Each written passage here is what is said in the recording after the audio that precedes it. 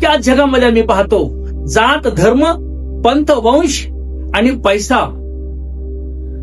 खुर्ची, मान, सन्मान ह्या गोष्टींमुळं काय होऊ लागलेलं आहे की जगामध्ये एक वेगळ्या प्रकारचं वातावरण निर्माण होत आहे. आणि ह्या सगळ्या गोष्टी प्रत्येक व्यक्तीचं म्हणजे जगातील प्रत्येक व्यक्तीचं एक केंद्रबिंदू झालेला आहे.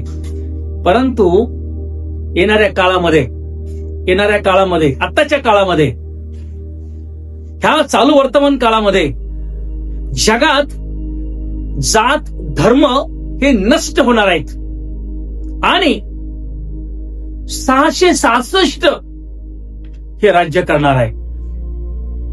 अत्यंत महत्वाचं लक्षात घ्या. पवित्र बायबलमध्ये आम्ही पाहिलं यशा 60 आणि 2 मध्ये की पहा, अंधकार पृथ्वीला झाकत आहे, निबिड काळोख संपूर्ण राष्ट्राला, संपूर्ण जगाला झाकीत आहे. अत्यंत महत्वाचं आहे. संपूर्ण जगाचा अंधारामध्ये आहे, निबिड अंधार झालेला आहे. आध्यात्मिक रीतीने लक्षात घ्या, अजून कोणाला समजायला तयार नाही काय करावं. देवाचं राज्य जवळ आलेलं आहे आणि ह्या राज्यावर, आत्ताच्या राज्यावर सैतानाचं 100% त्या ठिकाणी वर्चस्व होत आहे. हे अजून आमच्या लक्षात यायला तयार नाहीये. कोण सैतान? सैतान म्हणजे श्वापद, सैतान म्हणजे अनितीपुत्र, ख्रिस्ती विरोधक.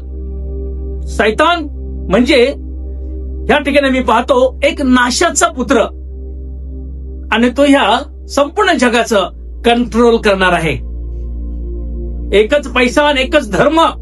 लक्षात घ्या प्रियनो, ज्यावेळेस एकच पैसा आणि एकच धर्म येईल त्यावेळेस ऑटोमॅटिकली एकच सरकार आणि एकच राजा राहणार आहे. आणि तो म्हणजे काही काळात तो सैतान संपूर्ण जगाचं कंट्रोल करणार आहे.